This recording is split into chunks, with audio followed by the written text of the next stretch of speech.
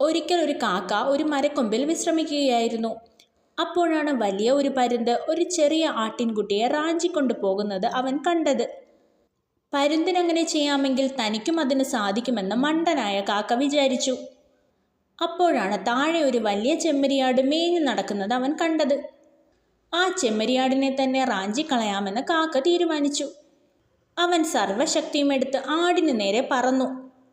ആടിൻ്റെ പുറത്ത് പറന്നിറങ്ങിയ കാക്ക അതിനുശേഷം അവനെയും റാഞ്ചിക്കൊണ്ട് പറക്കാൻ ശ്രമിച്ചു. എന്നാൽ അവനതിന് സാധിച്ചില്ല. മാത്രവുമല്ല, ചെമ്മരിയാടിൻ്റെ രോമങ്ങൾക്കിടയിൽ കാക്കയുടെ കാലുകൾ കുടുങ്ങി. എത്ര ശ്രമിച്ചിട്ടും കാലുകൾ രോമങ്ങൾക്കിടയിൽ നിന്ന് വിടുവിക്കുവാനോ പറന്നുയരുവാനോ കാക്കയ്ക്ക് സാധിച്ചില്ല. ചെമ്മരിയാടാകട്ടെ കാക്ക തൻ്റെ പുറത്തിരിക്കുന്നത് ശ്രദ്ധിച്ചു പോലുമില്ല. രോമങ്ങൾക്കിടയിൽ കുടുങ്ങിയ കാക്ക കിടന്ന് പിടയ്ക്കുന്നതും കണ്ട് അങ്ങോട്ടേക്ക് വന്ന ആട്ടിടയന് കാര്യമെന്തെന്ന് പിടികിട്ടി.